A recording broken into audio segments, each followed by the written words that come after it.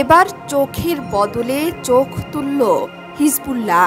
ইসরায়েলের তেল আবিবে সরাসরি মোসাদ সদর দপ্তরে ব্যালিস্টিক ক্ষেপণাস্ত্র হামলা চালালো হিজবুল্লাহ। এর মাধ্যমে ইটের জবাব পাটকেলে দিল শক্তিশালী প্রতিরোধ গোষ্ঠী হিজবুল্লাহ। বুধবার সকালে এক বিবৃতিতে এই প্রতিশোধের কথা জানান দিল সংগঠনটি। হিজবুল্লাহ জানায়, সম্প্রতি লেবানন এবং হিজবুল্লাহর বিরুদ্ধে ইসরায়েলের চলমান হামলার মূল পরিকল্পনা আঁটা হয়েছিল মোসাদ সদর দপ্তরেই। সে কারণেই চরম প্রতিশোধ নিয়েছে প্রতিরোধ যোদ্ধারা। এর মাধ্যমে এবারই প্রথম ইসরায়েলি ভূখণ্ডে ব্যালিস্টিক ক্ষেপণাস্ত্র হামলার দাবি করল হিজবুল্লাহ। হিজবুল্লাহর বিবৃতিতে স্পষ্ট ভাষায় উল্লেখ করা হয়েছে, আজ বুধবার স্থানীয় সময় সকাল 6:30টায় তেল আবিবের শহরতলিতে অবস্থিত মোসাদ সদর দপ্তর লক্ষ্য করে কাদের 1 ক্ষেপণাস্ত্র দিয়ে হামলা চালিয়েছে যোদ্ধারা। তারা আরও বলেছে, আমাদের নেতাদের হত্যাকাণ্ড, পেজার ও অন্যান্য তারবিহীন যোগাযোগ যন্ত্রের বিস্ফোরণের জন্য ইসরায়েলি গোয়েন্দাদের এই সদর দপ্তরটিই দায়ী। শুধু তাই নয়, গাজার মানুষের প্রতি সমর্থন ও লেবাননের জনগণের সুরক্ষায় এই হামলা চালানো হয়েছে বলেও জানিয়েছে হিজবুল্লাহ। ইসরায়েলের সকল অপকর্মের মূলে মোসাদের হাত থাকার কথা বলে আসছে বিভিন্ন আন্তর্জাতিক মহল।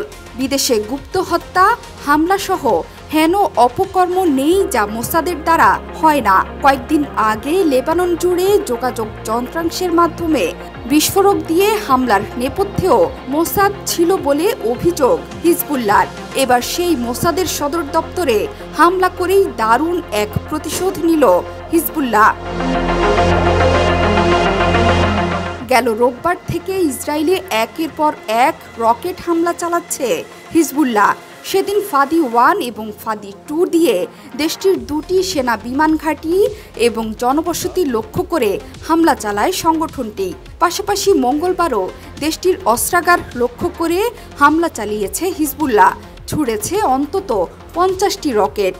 এভাবে ক্রমাগত ইসরায়েলের সামরিক এবং অস্ত্র ভাণ্ডার ধ্বংস করতে পারলে ইসরায়েলের অবস্থা যে নাজেহাল হবে সেটি আঁচ করতে পারছে পশ্চিমারাই। সে কারণে ইসরায়েলকে দমানোর চেষ্টা করছে বাইডেন প্রশাসন। এই সংঘাতকে হামলার বদলে হামলা, বৈরুত এবং তেল আবিবকে সমান চোখে দেখছে হিজবুল্লাহ। তার মানে বোঝাই যাচ্ছে, বৈরুতে যত হামলা চালাবে বেনিয়ামিন নেতানিয়াহু, ঠিক ততবারই তেল আবিবকে লক্ষ্যবস্তুতে পরিণত করবে হিজবুল্লাহ। ইরান সমর্থিত হিজবুল্লাহর এমন ফুঁসে ওঠা সামনে অশনি সংকেতেরই ইঙ্গিত দিচ্ছে, যার কারণ পশ্চিমারা কোনোদিনই নিরীহ ফিলিস্তিনিদের জীবনের মূল্য দেয়নি, আর বর্তমানে লেবাননের সাধারণ মানুষদের। তবে তাদের কাছে একজন ইসরায়েলির মৃত্যুও অনেক বেশি মূল্যবান। হিজবুল্লাহ যদি একের পর এক তেল আবিবকে লক্ষ্যবস্তুতে পরিণত করে, তাহলে সেখানে শত শত ইসরায়েলির মৃত্যুও আশ্চর্যের কিছু নয়। তাছাড়া প্রথমবারের মতো তেল আবিবে হিজবুল্লাহর মিসাইল হামলা যেন মনে করিয়ে দিচ্ছে 2006 সালের ইসরায়েল হিজবুল্লাহ যুদ্ধকে। এই হামলা করে হিজবুল্লাহ বোঝাতে চাইছে, হিজবুল্লাহ সবসময় অপরাজেয়। কোনো শক্তিতেই এই বাহিনীকে দমানো সম্ভব নয়। গেল সপ্তাহে ইসরায়েলি হামলায় লেবাননে হিজবুল্লাহর এক শীর্ষ কমান্ডার সহ অসংখ্য মানুষ নিহত হয়েছেন। গাজার পরিবর্তে ইসরায়েলের প্রাণঘাতী হামলার মূল লক্ষ্যে পরিণত হয়েছে লেবানন।